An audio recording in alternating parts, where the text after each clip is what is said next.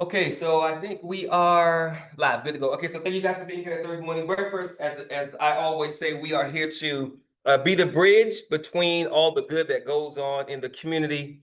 That good, be the bridge between those persons, those entities, and the actual community. So everyone is aware that the 18th Congressional District campaign is happening right now. There's a lot of issues with the redrawing of political lines, gerrymandering, and whatnot. We want to talk about that. And we're here to re-meet three candidates who I think they are most certainly in the top 5 or 6 of all the last count 27 people that were running. We want to hear from Sister Amanda Edwards, who's here, Brother Isaiah Martin, and Sister Zoe Cadore. Yeah. So we're going to jump right into it because we're a bit behind schedule. Real simple setup. They're going to be seated up front. Everyone will have 2 minutes to answer the question. We have a timekeeper to make sure that they don't go over. And because we're all starting a bit late, they want me to get through this thing so they can move on to the next thing. So we're going to be move as rapidly as we can to make sure we get all the questions asked and answered. So on that note, I'm going to ask the candidates to go ahead and come up and take a seat. Brother Isaiah, make sure you're in the middle since you are the only brother.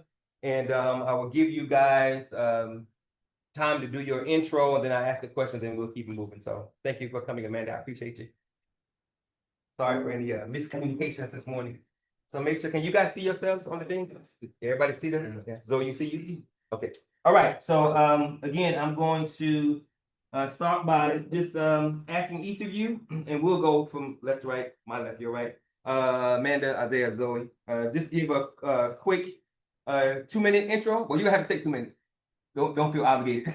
So do introductions, who you are, although people already know who you are. You know, some people may not. So do your introductions, and then we'll get to the questions. And Amanda, Brother Will is our timekeeper, so he's going to hold up the time as relates to counting down. And the last one is shut up. That's the last time he'll hold down. Okay. Intro, man. Good morning, everyone. As you know, my name is Amanda Edwards. I'm one of your former at-large Houston City Council members and now running to be the next Congresswoman for the 18th Congressional District. As you all know, our community has experienced quite a bit of loss, and we have lost both Congresswoman Jackson Lee and Congressman Turner within less than a year of each other. In that time, we have also seen our district be put on a chopping block, and I have advocated for you in Austin, advocated for you in Houston to make sure that that 800,000 people of this district do not continue to go without a vote, without a voice, and without being heard. Right now, we are in such perilous times, and we need someone who comes in with the experience, the vision, and the ability to affect change. I have been effective in my public finance career in bringing public dollars to public projects. I have been effective in my role as a city council member in connecting resources to our region and our community, but also connecting the dots on policy as well for people on the ground when it comes to economic opportunity, when it comes to accessing housing and the like. We need to focus our attention on now making sure that Medicare and Social Security are safeguarded, but also on forging a path ahead for our future to make sure education and healthcare and economic stability are in fact intact. I am the candidate in the race that has the track record, has delivered results for our community, and can restore the confidence that I think is lacking right now in what is happening in our political terrain. So again, thank you all for your consideration. I'm leading in the polls at the current time, and we're really thrilled about making this a grassroots movement of the people and for the people. Thank you very much. Thank you, Sister Amanda. Brother Isaiah. Well, good morning, everybody. It is a good early morning, and I'm excited to be here. I'm Congresswoman Jackson Lee's former senior advisor, and I am running for the United States Congress because at this time, we are in a very difficult moment. We've got a stupid felon in the White House. We've got folks in Congress that are dead set on defunding every aspect of our lives. And I believe at this personal moment in time, we need someone that has strength during this moment. I spent 4 years with the Congresswoman, worked with her a lot on not only international affairs, but also to bring federal dollars here to our district. Worked in the private sector on over $1 billion worth of federal contracts, particularly to go and bring dollars right here to create jobs in the Houston area. But most importantly, I believe at this current junction, we need somebody that has vision. America is too expensive. It makes no sense that somebody has to pay $1,500, $2,000 per month per kid to put their kids in childcare. My solution is to make that universal. It makes no sense that we have a healthcare issue in America where more than half of the people in the district cannot afford a $500 medical expense should something happen. We need to guarantee healthcare. It makes no sense that we have companies that are coming here pouring thousands of jobs to our region, but are not able to go and have the training structure to do that. We must make tuition-free community colleges and tuition-free trade schools to train our workers for the jobs of tomorrow. It makes no sense that for our seniors, that the only conversation that is had in Washington, D.C. is to keep Social Security where it is. I believe in putting more dollars in your pocket to make sure that Social Security can work for you.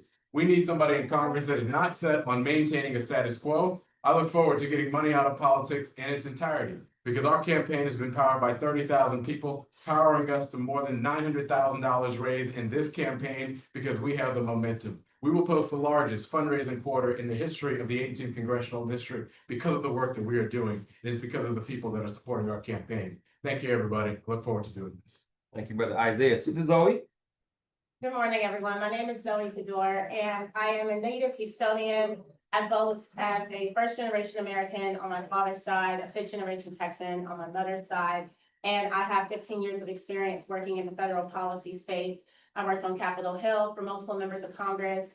I led federal affairs for the largest private company here in Houston and procured almost $1 billion worth of federal funding, which went directly into our community to support jobs, community engagement, outreach, and the Houston economy.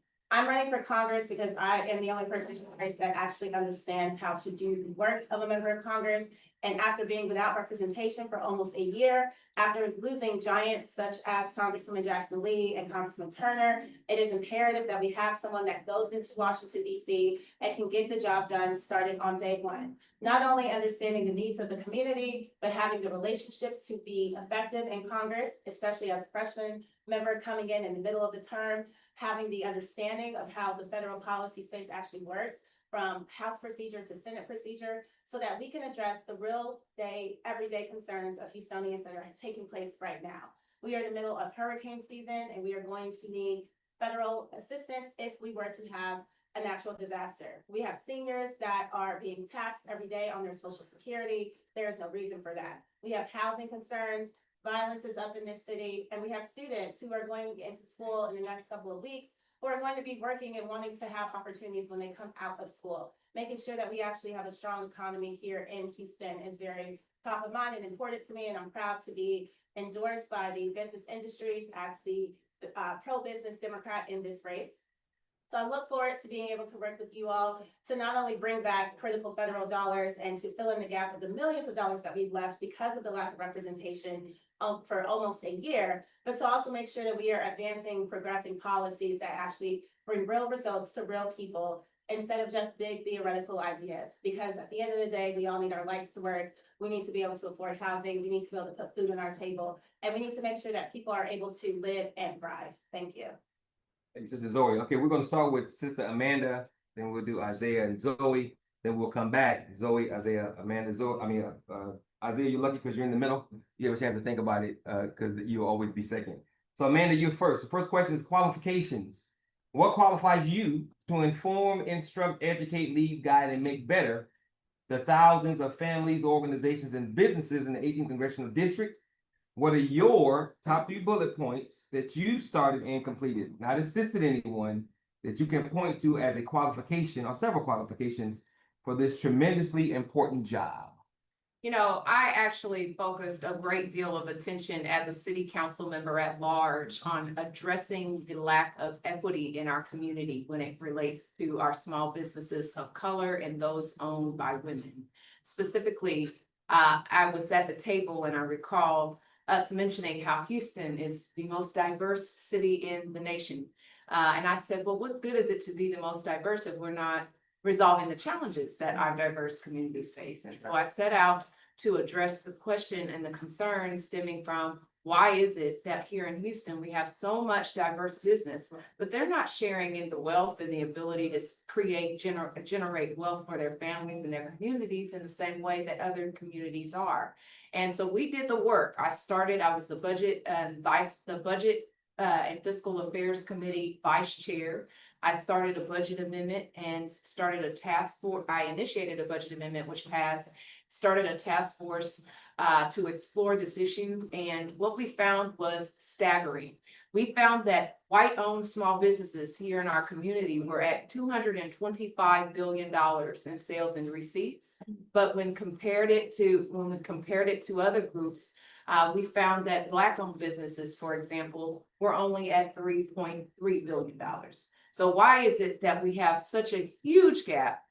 Is it because we don't have enough storefronts? No. Is it because we don't have enough entrepreneurs? No. It is because we don't have the leadership and intentionality around how to reduce the disparities that are facing our minority small businesses who lack access to capital and the ability to scale their businesses.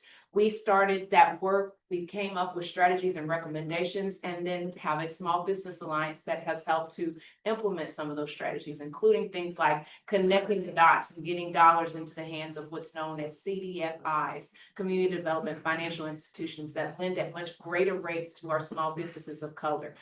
We had financial counseling preparedness programs for those that were not prepared for the traditional bank loans. So we did a lot of work to reduce those disparities. Also, as it relates to other ways in which we got involved in trying to make a difference in our economy locally, I was on the ground during Harvey, after Harvey, and continue to be on the ground to this day in terms of the needs that still have not been connected. We've not connected the dots with, and we've got a housing disaster still happening in our city. We have disparity when it comes to affordable housing. We don't have repair options for people in a fashion that allows them to properly be case managed. And so we did that work. We began to stabilize our community so that people had housing, and then of course, then you can have more economic opportunities stemming from that stabilization. But we've been doing that work for years. There are several people who can attest to the homes that I've helped to rebuild or repair, and we continue to do that work as well. Finally, as it relates to trying to cultivate the economic stability of our area, we've also made sure that when there was access to CDBG dollars, that we fought for that. And why is that so important? CDBG dollars are available to housing creation, but it's also available for economic development in our region. And while I was on the board of directors at the National League of Cities, that was one of the big things that I pushed for against the federal government, to stop the cutting of our CDBG dollars for our region. Thank you very much, Ms. Edwards. I appreciate it. Mr. Mark? Well, I look forward to being clear. On number one, I led efforts when Third Ward had to go and wait 4 hours to go and cast a ballot because of Greg Abbott's policies. I particularly took him on, and we made TDECU Stadium a polling site. That brought a 4-hour-long wait time all the way down to 5 minutes on election day. When there were multiple reports of students being sexually assaulted at the University of Houston, I led efforts for more than $200,000 to create a program called the Full Support Partnership, University of Houston, Texas Southern University, Lone Star Community College, and Houston Community College, to make free support groups free, legal support free, rape kits free, sexual assault hotline for survivors of sexual assault at those campuses specifically. I went to Washington, number 3, to go and advocate with President Biden on the importance of the care economy for those that are right here in the 18th Congressional District. Went and led and talked on a lot of provisions that ended up being inside of the Inflation Reduction Act that were multiply beneficial for our residents right here in our district. But I have a track record of not only going to go and find problems right here in the district to go solve, but then also going to Washington, D.C. to advocate with the biggest power brokers there are, including the President of the United States, in order to get things done on behalf of us. All right. Thank you, Mr. Mark. Ms. Cadore? Thank you. So as I mentioned, I've spent most of my career in Washington, D.C., specifically working on energy policy. I represented some of the largest energy companies here in this country, making sure that we were able to pass critical legislation that led to development projects not just for the oil and gas industry, but also for the renewable industry. I was very instrumental on getting the passage of the 45Q tax credit, which is a carbon capture tax credit, but also working on battery storage, geothermal, hydrogen, and now data centers. While doing this, I was also being very attentive to the environmental concerns. I worked very closely with the Biden administration, specifically the Department of Energy and the Environmental Protection Agency, to make sure that the projects we were developing were also considering the needs of the community and were addressing any environmental concerns that they had. I helped work on policy that also expanded access to the energy industry through STEM legislation that was specifically for high schools, including some here in Texas. I started the Black Energy Lobbyists Association, which allowed for people of color to have access to this field. And simultaneously, while doing that, I have had the pleasure of serving on the boards of the Houston Ballet and the Ensemble Theater, both two instrumental arts institutions here in the district that provide not only theater and shows for our community, but access for children from underdeveloped neighborhoods and schools that may not have arts programs for them to have exposure to the arts, to be able to express their creativity. When I served as Miss Houston, my platform was actually Home is Where the Heart Is. It was an arts program that was geared towards supporting homeless children. I worked very closely with the Covenant House and the Star of Hope.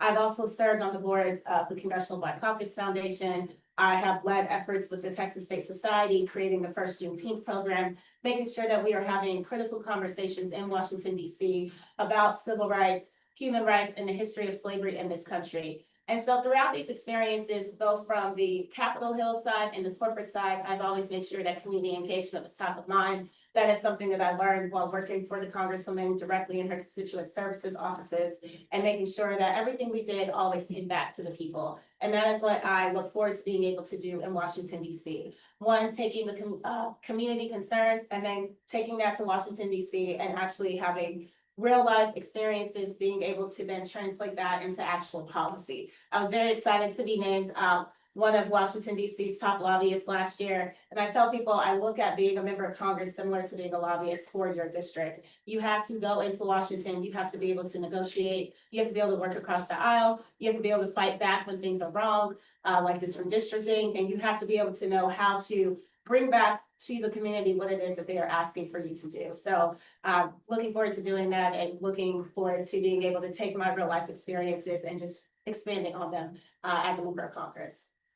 Okay, thank you, Zoe. Next question goes to you, Zoe, first. And I changed my mind. I don't want Isaiah to always be in the middle. So the third question, you will be first, then Amanda, then Zoe. All right, I know you're good, brother. Okay, Zoe, the next question deals with redistricting. As all of you know, the Republican attempt to gerrymander predominantly Black and brown districts in Texas is a big deal. This is a major problem and issue. What are you currently doing to push back against this effort to weaken the minority vote? And if this does happen, how do you plan to help a district you may not currently know 100% because the lines have been redrawn? So first thing, I have testified at two of the hearings that have taken place. I testified at the University of Houston. I also testified in Austin and spoke about the harm that will be caused by this redistricting. And the reason why I testified is because I am an attorney, so it is important that we are putting in what we would call an opportunity for legal advocacy in the future to make sure that they have things on record. So making sure they understand the impact that this will have on minority communities and them splitting up our district, which we have had a pleasure to have for many, many years. In terms of knowing the community and the part of the district that would be expanded, as I mentioned before, I served as Miss Houston in 2013. I actually served as Miss Sugarland in 2012. And so the new part of the district expands to the southern side. This is the area that I served for 2 years. And so I've actually had a chance to travel all around this city. I know the city very well from the south to the north. And thankfully, I do have family throughout both parts of the district, both on the southern and the northern parts. And I think when we look at representation from the Houston standpoint, Houston is such a diverse city. Yep. It is such a vast city, and everything that we do throughout the different neighborhoods are really intertwined. And so understanding how to best serve your district also requires to understand the city at large. And so because of those experiences, I actually have had a chance to work in multiple parts of the city doing community service and outreach, and then also just having lived experiences due to my family. I think the one part that no one is talking about is that this is going to spark a redistricting war. And so what will happen, Governor Newsom has already responded and said that he will redistrict California, and we are seeing other states that are following in line. At this point, I do think that is necessary. They are going to have to make sure that we are fighting back with fire. Right. And now allowing Republicans to just do the same cycle of foolishness. However, we have to understand that means Congress will be essentially ineffective for the next year. Because what we're going to do is lose about 30 members of Congress. They will automatically be taken out of their districts, meaning they are not going to be working as hard because they will no longer be serving after the 2026 election. And so Donald Trump has not only attempted and potentially will be successful in gerrymandering our state, but he has now started this redistricting work, which is going to ultimately lead to people being hurt. Because we will have a Congress that will now be ineffective because on both sides, we're going to be losing critical members of both the Democratic and Republican side. And at that point, nothing will get done. So Trump has managed to kind of destroy our country in 6 months, and I think it's ridiculous, but we continue to push that. Very much, Brother Isaiah. Well, so I've gone to all 3 hearings, 2 in Austin, 1 in Houston. And in one of those hearings, because I dared to speak out, Republicans arrested me, threw me in jail, had me there for 30 hours.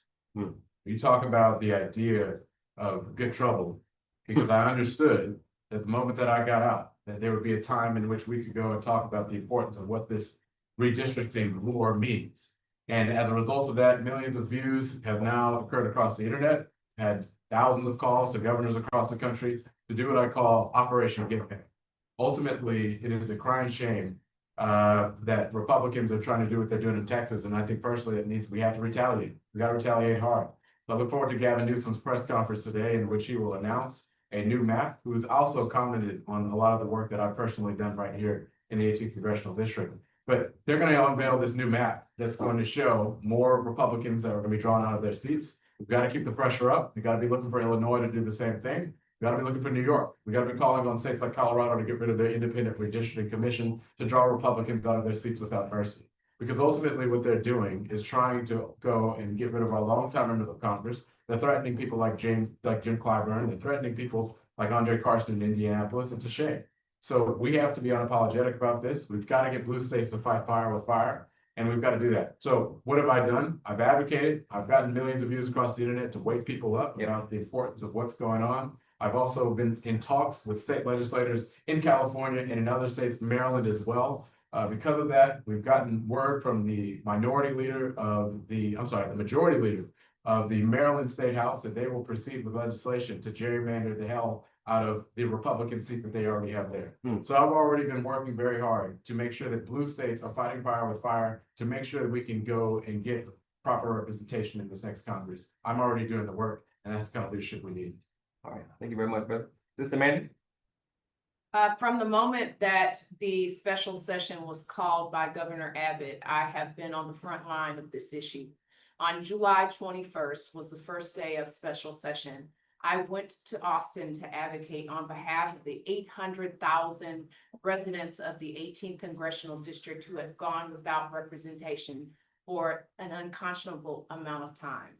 I've advocated from going to Austin on the first day to testifying on the first day in Austin, where we had no maps to testify on. In fact, we were testifying in theory. Wow. They have hidden those maps from the public. They came down on the 24th and the hearing in Austin, no maps. On the 26th in Houston, no maps. On the 27th in Arlington, no maps. They did not release the map that would destroy this 18th Congressional District that I take a lot of pride in. And for those that don't know my history, I was born, raised, and I still live in this district. I go to St. Monica right down the street in Acres Homes. My mom went to Carver High School. This is very personal to me that this district remain intact. My uncles used to own a C&L shoe repair on Lyons. And so for generations, we have invested in this community. And so for this community to be ripped apart in this way is offensive and unacceptable. And so we went back after we testified in Austin, we testified in Houston, we went back a third time to testify on the last opportunity, which was not made available to the public. You all did not have a virtual option to testify. And so we went on the behalf of those who are voiceless in this process and testified finally with a map. They released the map that Wednesday. 48 hours was the hearing, and less than 24 hours after that, there was a vote cast. They were ramming this down everybody's throats. Yep. They were going to pass it on the following Tuesday, but for the quorum break that was rightfully done by our state legislators. Now, what else have we done? Well, we have brought national attention to this issue. Many of you may have heard Dr. Michael Eric Dyson came down to Houston to endorse me and to fight against the redistricting when this first needed national attention. We also held phone banking opportunities for people to then come in, call the governor, call the state reps, call the state senator, tell them no to the redistricting. And so we activated that. We held we held a town hall in which residents could get to the nitty-gritty of what this redistricting means for them and what could be done now at this time. We have continued to take a consistent lead on this issue because this district is worth fighting for. When I tell residents that when I talk to residents, I was just at a meeting 2 days ago in Acres Homes, and I told them, I said, well, you know, you're out of the district on this new map. They say, well, what can we do? And I explained to them that the fix is in. Yeah. And right now, what we can do is continue to amplify our voices. We know that litigation is a likely next step. Yep. But other than that, these are our, this Yeah. is what's happening. And Yeah. then what's happening nationally, of course, is broader. But to cut out members of this district in this way, our former mayor, Sylvester Turner from the FOFO, would not be in the district that they just drew. Think about that. Yeah. And so this is being done as an attack on Black and brown voices, Yep. voters, trying to dilute our voter strength and the representation that we have. All right. And so I will continue to fight back with every tool that we have and continue to be a leader in that regard. Thank you, Ms. Edwards. The next question is about unemployment. We're gonna start with Brother Isaiah. National reports indicate unemployment is on the rise. People say when America has a cold, Black America has pneumonia or the flu. Brother Isaiah, what would you do to bring more jobs to the 18th Congressional District and the greater Houston area? Well, I look forward to working not only when we win back the House of Representatives in 2026, but to use the power of the purse as leverage. We have to ensure that the tax incentives that were created under the Inflation Reduction Act to bring jobs like hydrogen hubs and other things are intact and that they are still being used.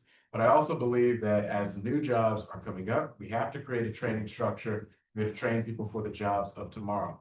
So that means advocating for things like tuition-free community college.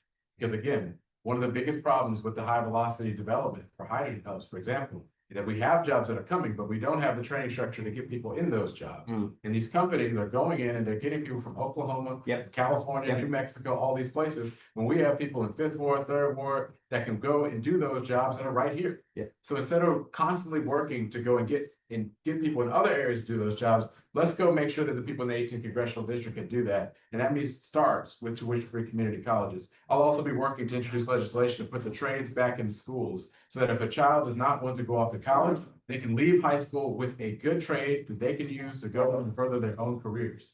But ultimately, I think it starts early. It starts with education, creating the education structure in place so people can, one, get certificates if they want them, two, also go get trades that are necessary to get them trained for the jobs of tomorrow. So we have to be proactive on what the jobs are today and the jobs of tomorrow. Thank you. So, Okay, well, first and foremost, I have to say on behalf of the energy industry, as someone who actually works for a company that's doing carbon capture and hydrogen, it is not true that we are not recruiting out of the local area. In fact, President Biden's infrastructure bill and the Inflation Reduction Act actually required the recruitment from the local area. So that would basically be saying that President Biden's law was not actually followed. It is actually being followed. Yeah, because I worked on it personally. Yes. The law. So. Yes, it is, because I actually worked on it. okay, Isaiah, you're cutting into our time, brother. You're cutting into our time. I didn't interrupt you, so let me speak. I hope I get a moment to respond. Yeah, because we don't want to have false information put out there. So What I will do is continue doing what I've already been doing as it relates to jobs here in this city. And that is working on legislation that allows for funding to come back to our companies so that they are able to present and to create these good labor jobs that we currently have, and to make sure that we have more of them. And by increasing the development of specific projects as it relates to carbon capture, battery storage, data centers, even hydrogen, that allows us to then provide more jobs. Simultaneously working with our local schools, our universities, our community colleges, even down to our high schools where there are training programs that they can begin, that we have worked side by side with many of the local schools, from Lone Star Legal Aid to Houston Community College to the Energy School and to Yates High School, to make sure that these children are being trained early on and that they are aware of the opportunities that exist. The beauty about Houston, Texas is that we are the energy capital of the world. And within Texas, we have every single type of energy source here. And so that provides a lot of opportunity for us to be able to have and unlock that capital, that access to capital, and simultaneously those jobs. And ultimately, when we strengthen our energy and our business industries, we are able to strengthen the communities around them, because these businesses pour directly into the community. And as I mentioned before, I personally worked on the Infrastructure Act as well as the Inflation Reduction Act. And one of the things that we were very intentional about is making sure that these jobs were going to be sourced from the community. So there were actually specific guidelines that in order for you to receive the funding, you had to make sure that you had partnerships with schools within the community within a certain radius of the projects that were happening.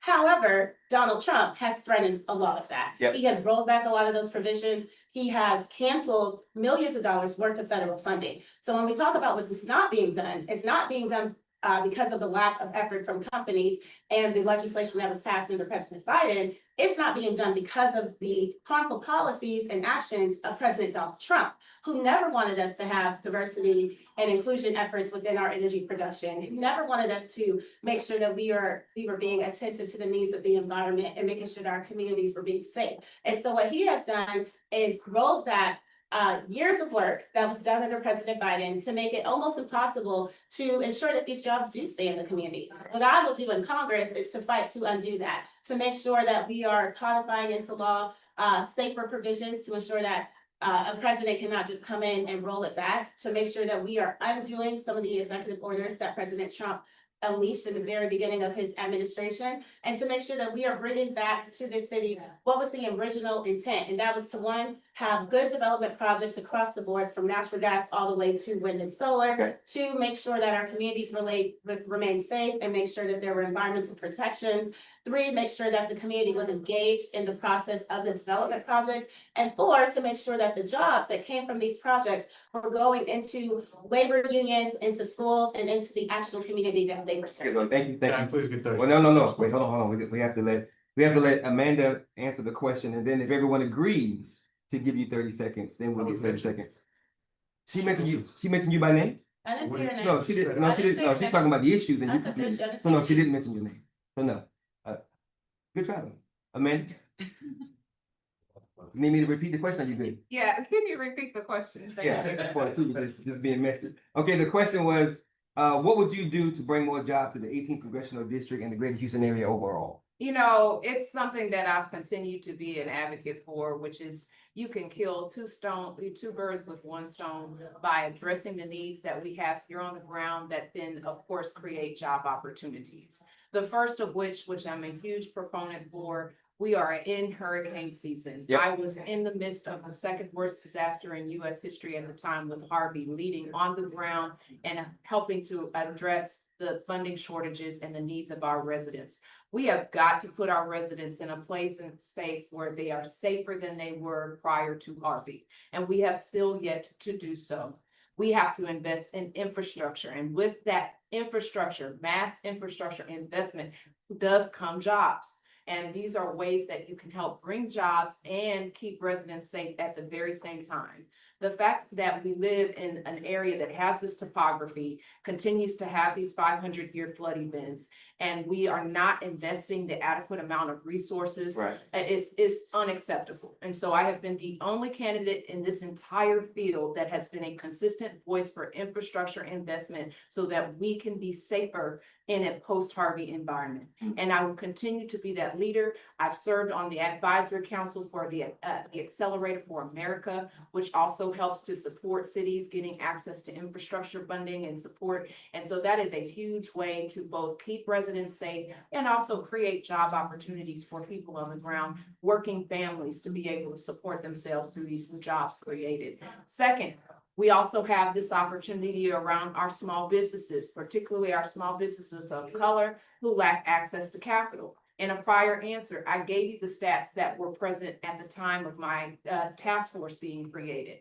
We were at $225 billion in sales and receipts for white-owned small businesses and only at $3.3 billion for our small Black-owned businesses right here in our community.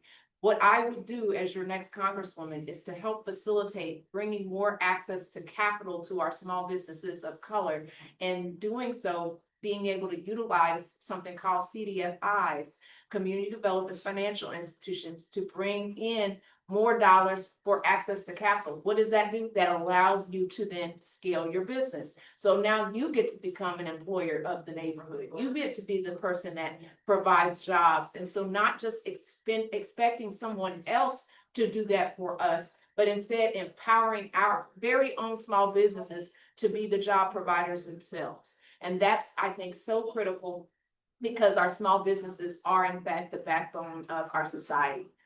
Next and finally is, again, I'm going to go back to housing. We have a huge housing crisis in our city.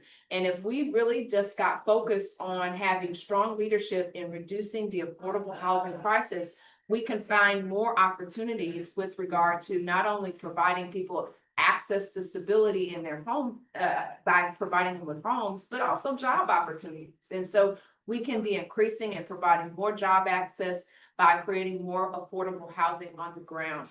Part of what I would do is to try to push for additional CDBG dollars to be tied to development of projects that then increase that affordable housing stock. Right now, it's a crisis in the city of Houston, and we can reverse course when we put the resources in, and at the very same time, create jobs in that process. Okay, thank you very much. Brother Isaiah, I'm not gonna allow you to respond to her because she didn't mention you by name. I still love you though. Can you make that face? I bet she loves that. Yeah. Well, she didn't mention you by name, but you will have a chance in your closing comments to speak to that. Sister Amanda, you will. The next question is talking to you, and it's about education. The Texas Education Agency has taken over HISD. It's been 4 years since that happened. They recently pushed for a $4.4 billion billion dollar bond election. The teachers are stressed out. The parents are upset, and the late great Sheila Jackson Lee actually called for an investigation of what has been done. What do you plan to do, especially in the light that especially in light of the fact that 90% of Texas public school students are attending inadequately funded schools, including HISD? So what do you plan to do to help us rectify that issue? Well, first, let me say this. As a proud graduate of Eisenhower High School, I am a public school graduate and know firsthand the importance of adequately funding our schools. If we adequately fund our schools, then we can adequately prepare our kids for the jobs, not of today, but of tomorrow as well. And so I am a big proponent of that. And right now, what is happening is that we are watching our children be turned into pawns in a political game on both the state level as well as the federal level. So with regard to the TEA takeover, I am opposed to it. I will continue to advocate against it. Also, launched and relaunched an investigation around what is being done. I'll give an example. The reason that bond failed is because people don't have trust in this TEA process. There's been no accountability. I have been in the private sector, I've been in the public sector, and all of the experiences I've had in the 20 plus years that I've been in this space and place. I have never had the experience where I could simply say, oh, I took $870 million and spent it without authorization or approval and get away with it. Yeah. They would have had me in jail, that I would have lost my job or whatever it was. And there's been no accountability with the TEA takeover, with the use of public dollars. These are your dollars. Yeah. These are not their dollars. And so they don't have the public trust because they don't deserve the public trust. They've lost it. Separate, in addition to the fact that we've got these types of egregious wrongs that are happening on this in HISD, we also have a situation where we've been losing teachers and the lack of certification. Those are real issues with regard to quality of education. And finally, you've got the feds through Project 2025, a play out of the playbook, as we suspected, was to dismantle the Department of Education, to get rid of things like Pell Grants and things that also support public school funding for those who have special needs. I mean, I can go down the list of who's going to be adversely affected by this political choice to get rid of our Department of Education. So we need someone who is going to be a skilled advocate. We're going to need to have and engage in an investigation, additional investigation on this matter, and continue to push for our residents to have a democratic process where their voice matters. Okay. We cannot have the school board that just rubber stamps what they're told to do by TEA. Thank you, Ms. Edwards. You're welcome. And I'm gonna ask moving forward that you be mindful of the time because you're going over. Okay, Okay. I still love you though. okay. Brother And I'm Isaiah? about to run, I think I have. That's right, you got a one more, hard yes. 9:20? I think 15. Okay. Yeah. Okay, thank you. Brother Isaiah, education. You need me to re-ask the question? I got it. Okay, thank you. As Barbara Jordan once said, the American people deserve more than a recital of problems. And ultimately, we gotta be talking about how we're gonna fix these things. The reason why this particular takeover of HISD was so egregious was because it was a deprivation of our voting rights. It removed our duly elected school board members, which is exactly why it's the same thing of what they did in Florida with the removal of their district attorney. So I look forward to filing legislation and work with people like Congressman Castor in Florida to particularly work to stop this HISD takeover. We can do that by saying that governors cannot go in order to get access to federal funds to say, look, you cannot go and remove the people that are duly elected by the people. Second of all, I also look forward to filing legislation to stop the school voucher scam. I've been somebody that has been consistently advocating with people like President Jackie Anderson, with the Teachers Union. I've worked with them, I've advocated with them for a variety of time. In regards to the last question, there was a question about for example, where this money is going. Well, this is what happens when you say in Washington, and you're somebody that is a corporate lobbyist. Personally, when I get to Washington, I'll be making sure that your job doesn't exist. I look forward to getting rid of all corporate money in politics, because I don't believe that money is what should be governing the way that we do things. I'll be working personally to be able to get this done. When you talk to people like the unions, they'll tell you that people are not getting hired. When you go and you talk to community advocates, they will tell you that people are not being hired.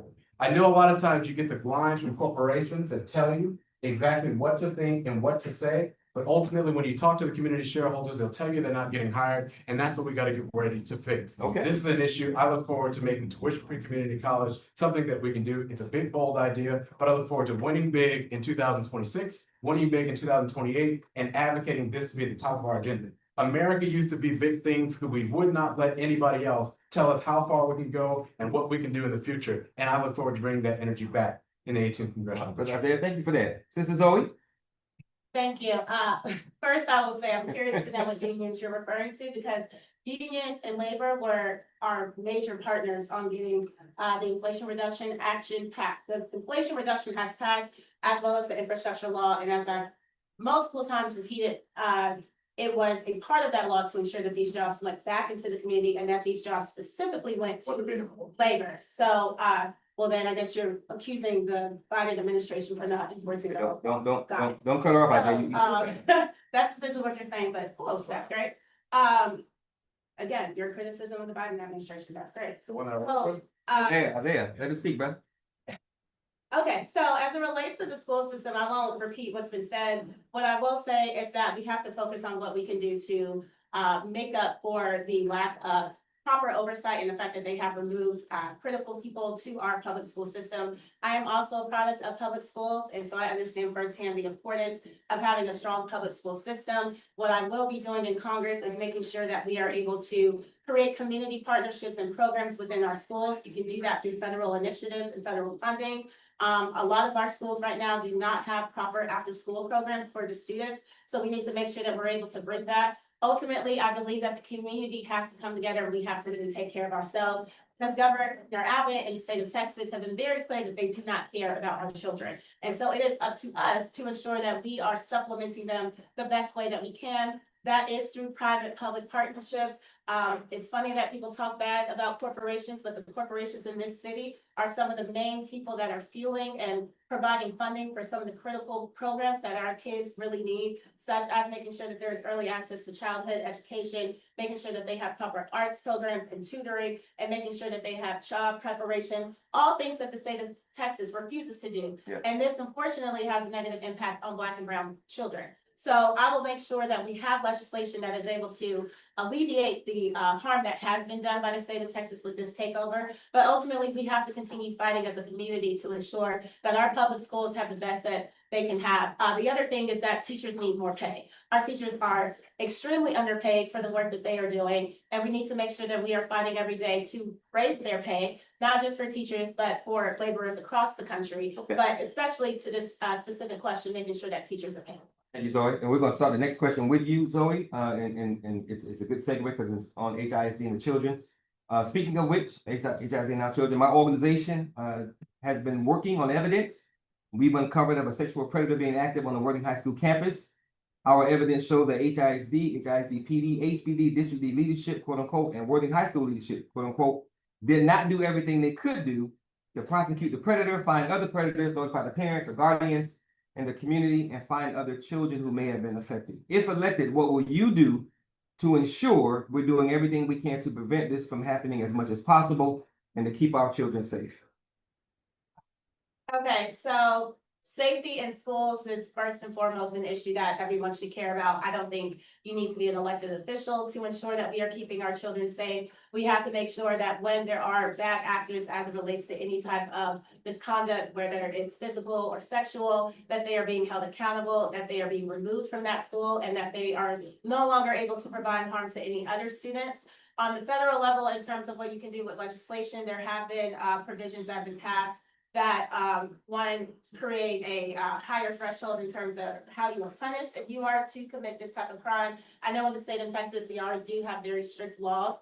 But I would say that bringing awareness to the issue additionally is something that must be done, and making sure that people understand that this type of activity is not allowed, and making sure that we are properly interviewing the people that are working with our children. A lot of times there are gaps in the interview process. I'm not sure what happened here, so I'm not necessarily speaking towards this specific situation, but we have to have more accountability. We have to be more diligent when we are figuring out who is going to be having access and working with our students. The last thing I will say, we need more funding for our schools to be able to provide proper services such as mental and emotional care, making sure that students have access to therapy from a young age, so that when these things occur, not only are you helping the student that experienced it, but other students are probably traumatized. Their parents are probably traumatized. That's right. And we need to make sure that they understand that we care about them enough to provide access to these services when these incidences do happen, and also to make sure that they are prepared to know how to speak out or to alert their teachers or whoever is in the community that they trust if something does happen to them, so that we are aware of this and that we can make sure that it does not happen again. Okay, thank you. Brother Isaiah? I'm against the idea of any type of predators in school, and I'll be working to make sure that federal resources are available, particularly working with the FBI and others to make sure that we can track down any type of predator inside of our schools. So federal resources will be made available under my leadership. Thank you. Sister Amanda? You know, we have got to, again, we've got our kids whose future are lying in the balance, and keeping them safe in our schools ought to be and should be our #1 priority. And having school systems that have processes where people are held accountable for wrongdoing is critical to that. If people know that they can get away with something, they will do it. Yes. And so we have got to put into place mechanisms of accountability to make sure that we don't have our kids and their safety ever falling through anybody's cracks in any system that we create. So if our schools in the context of school districts, if they're not providing the right resources or the right attention or the right focus or the right answers in terms of keeping our kids safe, we must demand that of them in our other offices, in our other platforms. We don't have jurisdiction to control their rules, but certainly the pressure can be applied for that to be done. attention can be brought to those issues, and you can use you can use your bully pulpit in that way so that the right outcomes result. I think one of the things that Congresswoman Jackson Lee did quite frequently is there were many things that she advocated for outside of her jurisdiction, but because she knew that she had a platform that could garner attention and focus, That's right. use that platform to do so. And I think in your next Congresswoman, you want to make sure that you have someone in place that will use that bully pulpit, use that platform to amplify the issues that need to be amplified, and also use it to apply the pressure when pressure is needed. Amen. Thank you for that. The next topic is in natural disaster funding. We'll start with Sister Amanda, Brother Isaiah, then Sister Zola. Sister Amanda, starting with you. In recent years, Houston has experienced horrendous natural disasters, hurricanes, ice storms, electrical outages, shutting down refrigerators and freezers, causing people to throw away good food. Or other people just simply could not get to work. We know of dozens of people who, from our last hurricanes, had to experience family deaths because of power outages.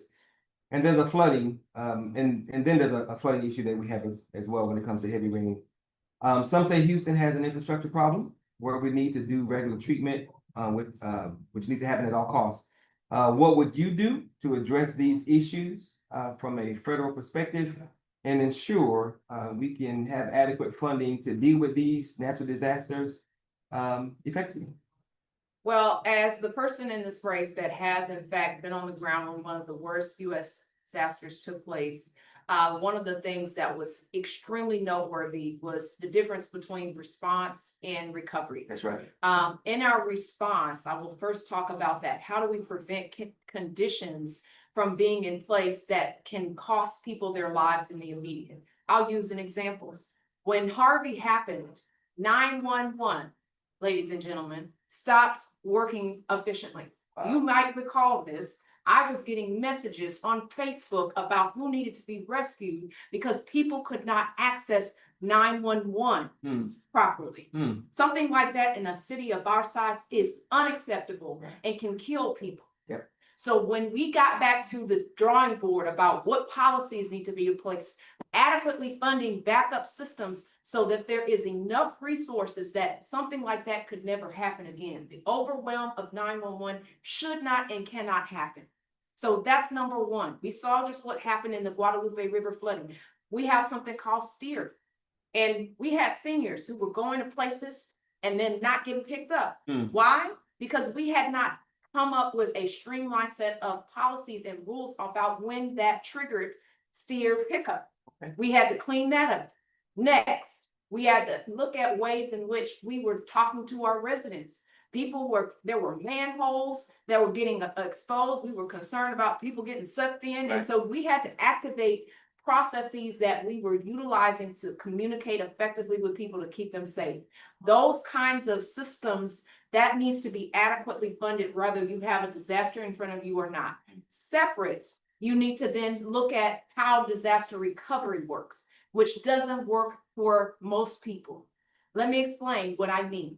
We had so many seniors. There was one senior in particular. I had to get a New York Times article written about this senior because I went to her home. I nearly fell through the floor of her home. She had to be evacuated. Her whole street did. But yet the FEMA adjuster arbitrarily denied her. Had I not known about the case and sent it to the New York Times, she wouldn't have never gotten any money. She got no money until that New York Times piece ran, and then she got her money by the end of the week. Wow. That should not be the pathway to getting help, where you have to get a New York Times piece written. We have to have case management. FEMA's adequately supported. We have to overhaul disaster recovery when you get the rules. Right now, when you get the rules, you've already spent your life savings on that home. Yeah. We don't need a system that is delayed in that way. It does not help people. What our system currently is designed to do is to prevent fraud and abuse, and that is all. Yeah. They don't care about putting money into the hands of the people who are without housing, without resources. They would rather just focus on making sure nobody gets it that shouldn't. Right. And that's it. Okay, so Brother Isaiah is next. However, Thank she you. has to leave. You want to wait? You want any closing comments or anything? Well, y'all can tell I'm passionate about this. I'm passionate, but also I'm knowledgeable because of my on the ground experience. My commentary to you is coming from my witnessing of gaps in our federal policy and what's really happening on the ground. And we need somebody in Washington that can fill that gap. 20 years ago, I got my start in Congresswoman Jackson Lee's office in the 18th Congressional District in DC. But since that time, I have had full experience dealing with how to bring public funding to public projects, how to deal with the policy disconnects that are happening on the ground when it comes to housing, when it comes to economic stability, when it comes to creating communities that can actually thrive. That should be our goal here. It's not just to restore things and put them back in place before the Trump era. That's part of it. But the other part is putting in people who have the vision and skills and the ability to really affect change that can get this community the results that it deserves. That's what this is about. Thank you all. Amanda Edwards, running to be your next Congresswoman. Thank you all. Sorry I have to leave. No problem. Thank you for coming. Isaiah, can you move one seat down? Isaiah, can you move one seat down? Isaiah, you need me to repeat the question?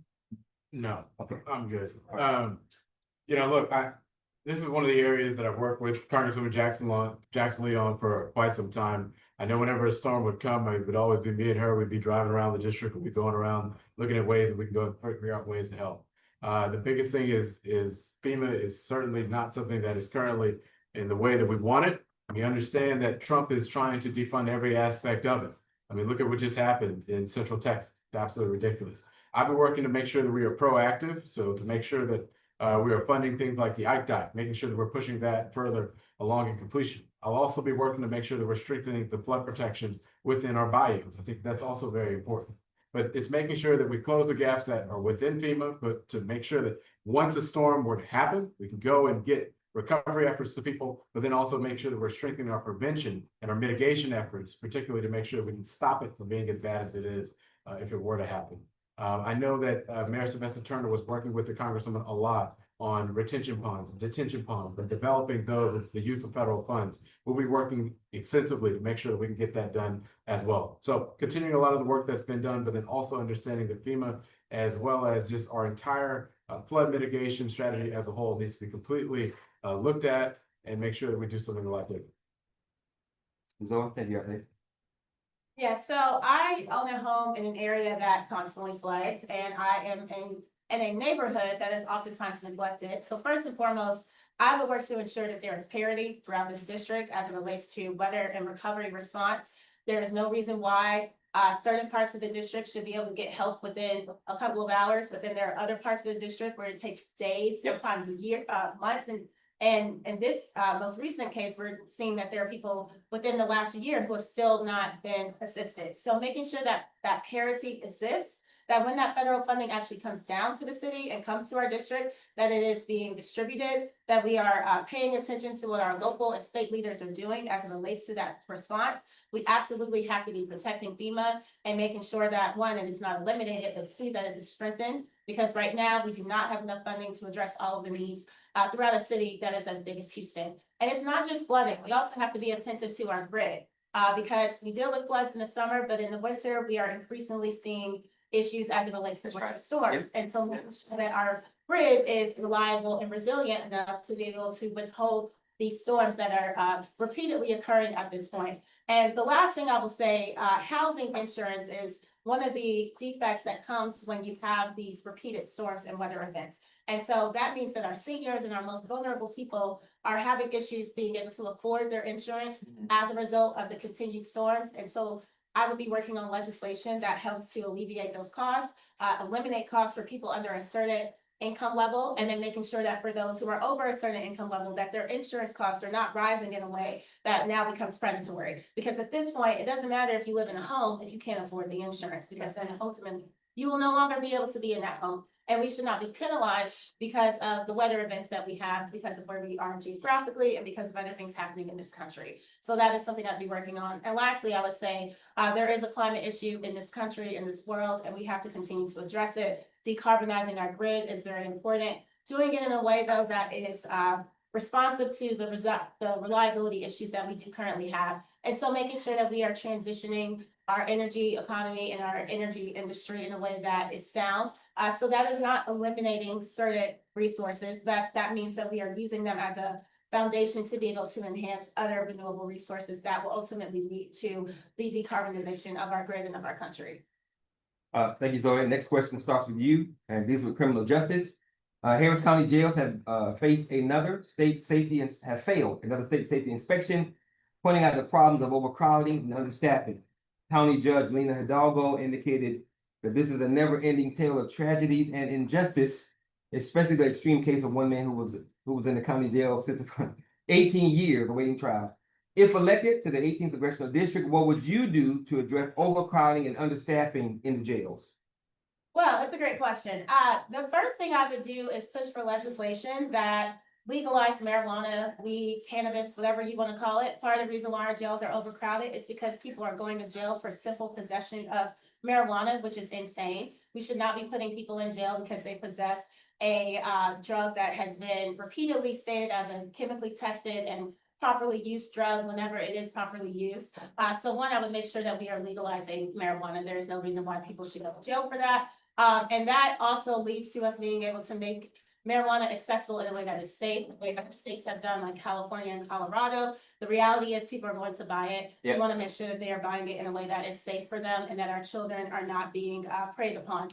And that gang violence that results from the illegal selling of marijuana is able to be alleviated. And so that is one of our biggest ways. We also need to look at the criminal justice system. And I previously worked on the Judiciary Committee. And so this is work that I was doing firsthand. Our criminal justice system and our jails are currently filled with people who did very minor crimes. And that should not be the case. We need to, obviously address any crime that is done that is harmful to someone, but we should not just be putting people and throwing them in jail for years for petty crimes or for petty misdemeanors. And so we need to make sure that we are making that equitable across the board and that people, Black and brown people especially, are not being jailed unconditionally because of something that they committed that was not actually harmful to someone. But first and foremost, I would say making sure that we legalize marijuana. That would eliminate, I'm sure, at least 20% of people that are currently wrongfully being housed in our jails. Okay, Brother Isaiah?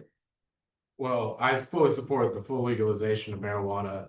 I don't think that people should be in jail for that, but if you look at the Harris County, the amount of people in jail for misdemeanors, we actually have the lowest in the state at only 4%. Under the leadership of Sean Tier, that is not something that has been prosecuted for simple possession charges, and that has been the standard for more than a decade. But I think more importantly, we do have to have the conversation of what we can do to stop folks from going to jail, because recently I became really acquainted with this issue. Right. Yeah. And what I saw when I was in there was so many people that were there for things like not getting notifications. Yeah. The public defender didn't tell them about their court date.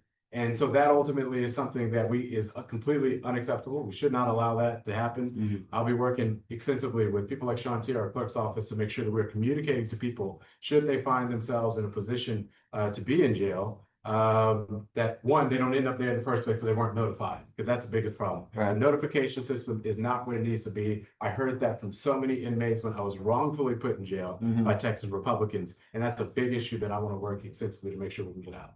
Okay, thank you. And my last question before we open this thing up to audience questions, if they have any questions, is environmental justice. And we start with you, Brother Isaiah. Environmental racism is real. Yes. From the land dumps that we see in the black and brown community to the bus barns, to the chemical plants that are contaminating the air, the soil, and even our water. Some will say that while we have these cancer clusters in Fifth Ward and Cashmere Gardens, it's because of that. What will you do to address these issues that are killing and crippling Black and brown residences, communities, which is leaving them with asthma and respiratory problems, different kinds of cancers, and other severe long-term diseases? The cancer cluster issue is a big one because we've been talking about it for so long. We've had so many town halls about this. We've had so many notices go out. We've been talking about this for a long time. And I know one of the things Congresswoman Jackson Lee was really frustrated about was, what are we going to do about it?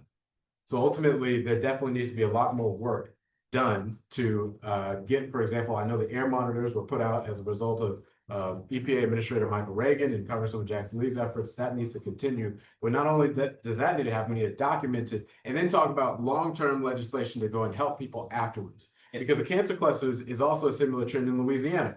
My family comes from an area called Lutcher, Louisiana, called Cancer Alley.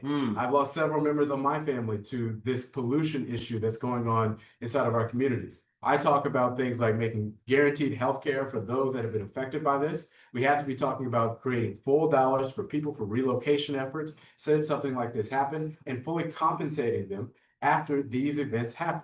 Because we certainly cannot allow for an America to where the government can basically allow for someone to pollute your neighborhood, you go and completely mess up the entire area, and then nothing gets to happen to you afterwards. Right. So one, we got to make sure that people are not going broke for healthcare expenses as a result of this. Two, they have the money they need to succeed. And number three, we set them up so they are not having to financially worry about this for the rest of their lives. I think that's going to be very important moving forward. And I want to partner with members of Congress in these areas, like people like Troy Carter, like people like Cleo Fields, like people like Benny Thompson, who in their own congressional districts, they are facing these same exact problems. We need to stop making this just a Houston issue, take it a national issue, and bring this to the top, to the forefront of the conversation. Thank you, brother. Zoe? Thanks. So I've had a chance to work on environmental justice issues my entire career, working in the energy industry and making sure that I was a good steward of our environment and our community. I also worked very closely with President Biden's administration, again, with the EPA, with Administrator Regan, and making sure that we had environmental provisions in everything that we were doing. So first and foremost, preventative measures are very important. As someone who works in-house for an energy company, I understand the development process. And oftentimes, companies do not properly engage with the community so that they are aware of what is happening and what are the potential adverse effects of the activity that is going on. And that is exactly what happened with this cancer cluster. Decades ago, whenever this project was created, the community was not informed, lawmakers were not informed, and we result in realizing that there have been thousands of people that have been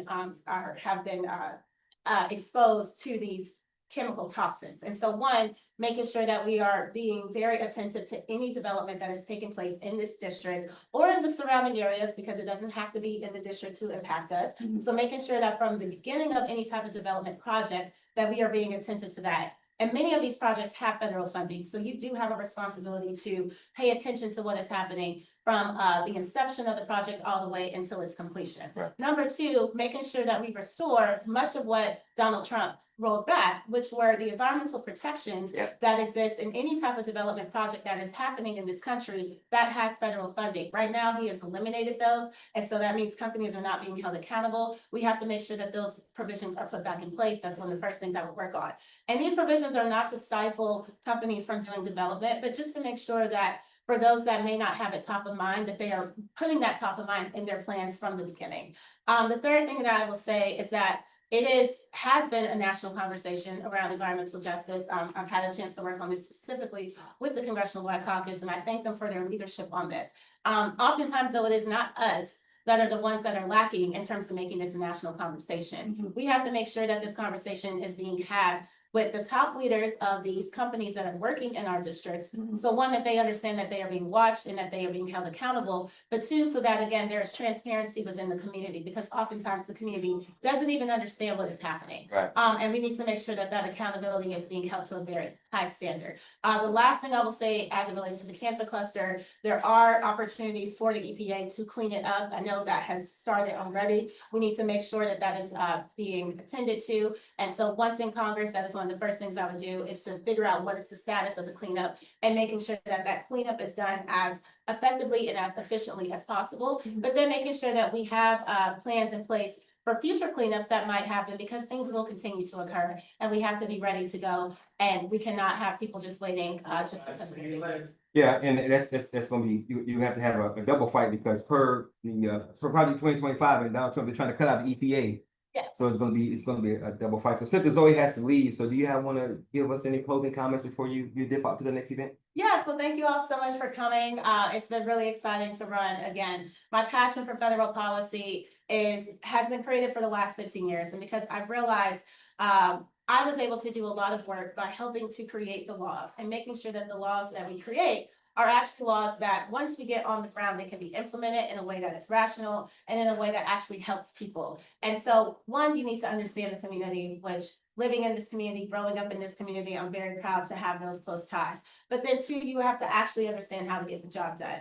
And while anyone can be an advocate, anyone can go to Washington DC, actually understanding the intricacies and having the experience is what is going to bring this district into the future. Again, after being without representation for almost a year, by the time this race is actually over, because the runoff won't be until January, it is going to be critical that we have someone that's coming in on day one to address all of these issues, from housing to the environment to our small business and economy issues to jobs to crime. And so I'm ready to do that. I'm excited for the opportunity to do that. And thank you all so much for listening today. Okay, thank you for coming. I appreciate it. Okay, that's the end of our structured questions. We have a few questions online, but before I get to that, does anybody have a question that they want to pose to Brother Isaiah since he's still here? Anybody have a question for Brother Isaiah? Going out. Who? Okay, go ahead, brother. I know a lot of you guys did work with Sheila Jackson Lee, and I think this question was actually perfect to come up with the environmental racism. But so Sheila Jackson Lee was key in looking at HR 40, which was a bill that looked at the study of the commission, right, to study reparations for African Americans. And I was very disappointed in Westmore for vetoing that similar bill in Maryland. So my question is, where would you prioritize that? Because I think a lot of times we frame reparations in only a financial link, but some of the environmental concerns that we talk about could fit under the umbrella of reparation, because Black communities have been by far one of the only ones to not receive any form of penance for what we dealt with for our long history in this country. That is right. I guess my question is, where would the priority of like moving HR 40 back up into the conversation, just so we can kind of look at what it would even look like to begin to have reparations for Black people in more ways than just, financial, right? It could be the environmental thing, but not really what could you do, but when would you plan on kind of elevating that bill back into the conversation? Okay, wait, hold on, because you were about to leave, so I'm gonna give you the option to let her answer it since she has to leave, or the question is directed to you, you can answer it first. No, It's up to I'll you. answer the question. Okay, so I'm sorry, so you gotta wait. So in regards to HR 40, that's something that I will be a co-sponsor of. I know that, for example, Westmore, somebody who have met with Westmore, talked to him a lot. I mean, this is a guy, I think the reason why he did it was because there's a lot of talk about this issue, but ultimately it doesn't turn into a result. And it would have been millions of dollars that they would have spent, particularly on this study, and which he felt as if the folks that were in his legislature would not support it. Now, personally, inside the U.S. Congress, I know that this last got above, I think, about 215 co-sponsors. I'll be working with our colleagues to make sure they can get higher than that. But I do support the legislation. I will co-sponsor. Thank you, Brother Isaiah. Sister Zoe? Judiciary Committee, I actually worked on HR 40 under Congress who offered the original bill. It is highly unlikely to pass, and that does not mean that we don't continue to work on it. That because of the numbers, Zoe? Right? That because we don't have the votes for the pass, is that right? We don't have the vote, Yeah. vote for it, unfortunately, but that doesn't mean you don't keep on working on it. We call that type of bill, what you would say is a messaging bill. And so it allows states and even some local municipalities, we have had local municipalities across the country adopt similar provisions within HR 40. This provides a framework for them to create similar individual reparation bills within their own local economy or local communities or on a state level. And so there are instances where you are able to see miniature reparation bills that are created as a result of HR 40.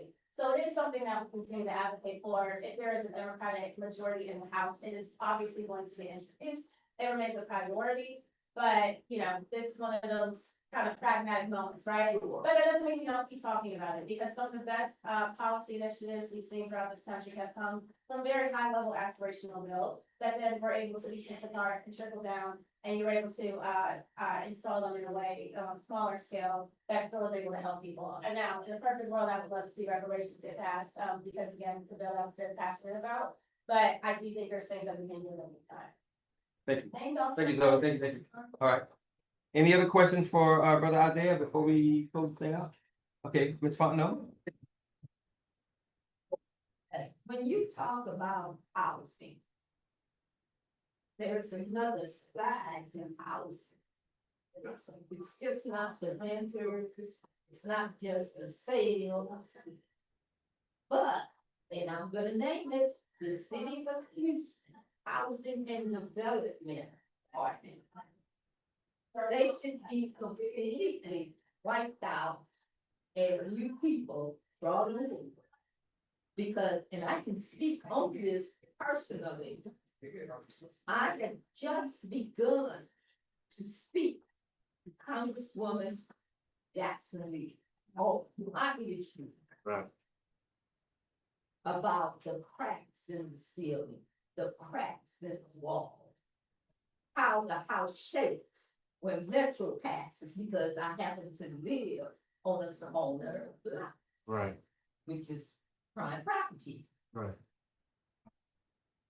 What are you going to do about substandardly built homes? Well, you're 100% right, Ms. Fondo, because that's why we've talked about this issue a lot, because ultimately they're not doing what they need to do.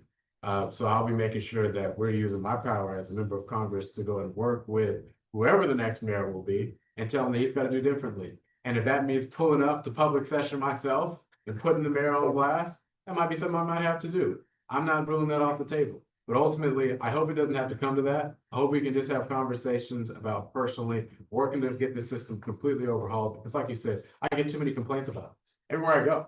Doesn't matter if it's in Third Ward, Fifth Ward, doesn't matter if I'm in Clinton Park, no matter where I am, everybody's talking about this issue. And so I want to commit to you that I will be fully advocating for you on this behalf.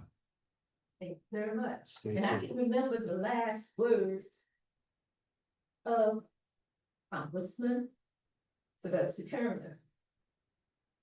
I went to a breakfast for the Democratic Party. Yeah. And the last thing he said to me was, if there's anything that I can do to assist you, you let me know. And you know what? And you're 100% right, because that was something that Congresswoman Jackson Lee and Congressman Turner did. Congresswoman Jackson Lee was not afraid to pull up the public session and say, look, I've been trying to get this fixed. It was not fixed. I have a constituent right here in the 18th Congressional District. It needs to be fixed now. No matter who the mayor was at the time, she was not afraid. And Congressman Turner, while he was in there, was the exact same way. And so we need people that I'm willing to go on behalf and bat for my constituents, no matter what the situation is, no matter to who it's in front of. And I'm certainly going to be willing to do that. So let me ask you, Isaiah, if Ms. Fondo, how long have you had this issue? How long has this issue been ongoing with you and others? Approximately how long? Day one, So how many years? About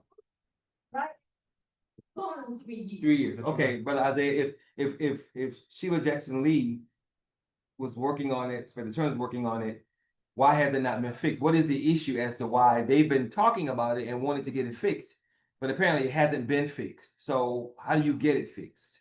Well, I mean, ultimately, I think it's through working with, for example, these new department heads that are here, Okay, trying to build a relationship diplomatically. Then we got to do that first. We got to go sit with down. builders, you mean? Huh? With the builders or? No. I think we're talking about, these recovery efforts, for example. Okay.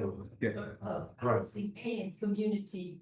Oh, I got you. Okay, I got you. Absolutely, Okay. absolutely. We got to go and meet with them personally, go figure that out first. Because there's also a lot of leverage you have as a member of Congress for what federal dollars are coming in. I'm not afraid to use that leverage whenever possible.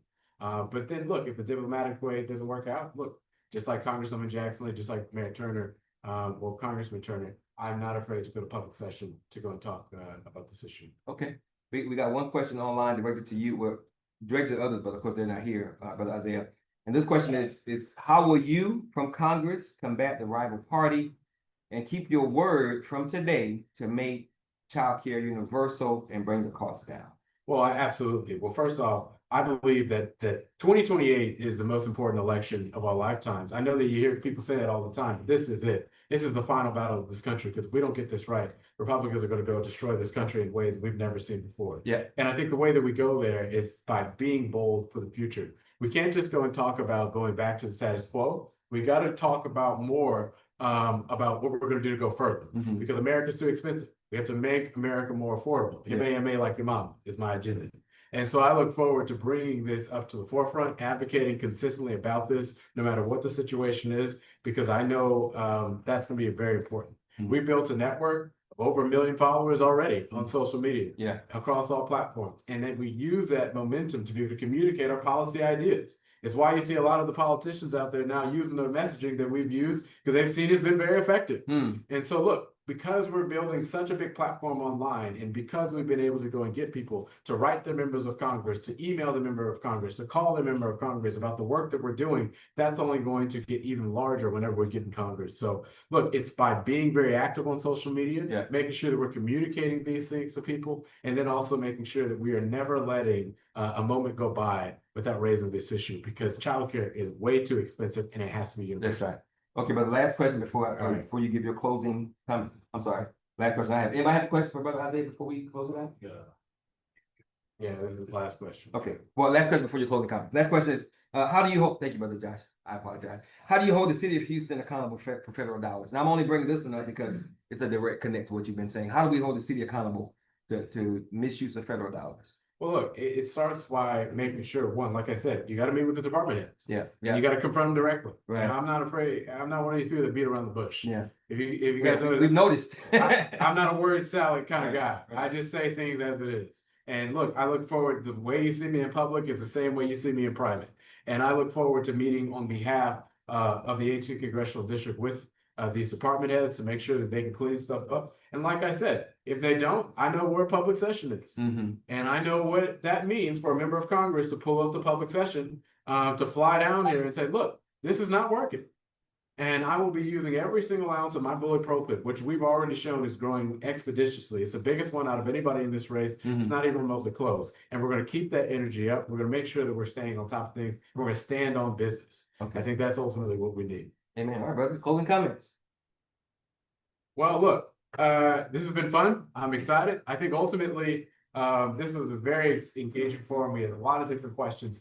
I think most importantly, what you see with me is very real and very authentic. Yeah. And I think that's what we need as a member of Congress. I think so far we've had a lot of button-upness, per say the least. Sure. And I think, frankly, we need to have somebody that understands the issues, have the experience in working with Congresswomen in Washington, D.C. to be able to fix a lot of these things. But then also understanding that we need the vision to go get ourselves to get out of this mess that we're currently in. Yeah. We cannot just go to the American people and the people of the 18th Congressional District and say, look, we're going to go right back to the status quo. We're going to go right back to the same old talking points that we've been talking about. That's not going to get us anywhere. Right. We got to get somebody that understands we got to shake things up. And the reason why you see a lot of word salads in politics is because of this big fancy word called money in politics. It's the root of almost all the problems that we have. You got the lobbyists, you got the big corporations, you got all these people that are pouring in millions of dollars That's right. to get their politicians to come up here and say basically nothing. Yeah. That's why they are the way they are. They say nothing because they stand for nothing, because they wait for the talking points for all of the big corporations to go tell them what to do.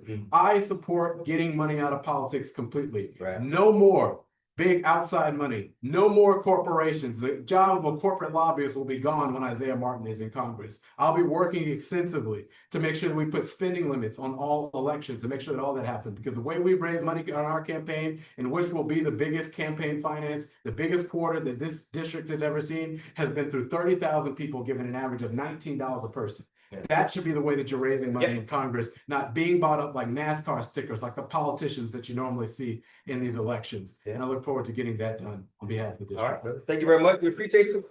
Let's close this thing out. So as always, Thursday morning breakfast is about connecting, being the bridge between those that want to do the good and those that need the good to be done in their lives. We're here every Thursday morning with a different public or private sector subject matter expert because there's so much good, so much information that we need to put out that the community simply doesn't know. So thank you again for coming, Brother Isaiah. I appreciate it. Thank you, Brother Josh. And we will continue to work on behalf of the community because we have to, because if we don't, no one else will. That's right. Y'all have a good one. Thank you. Thanks, my friend.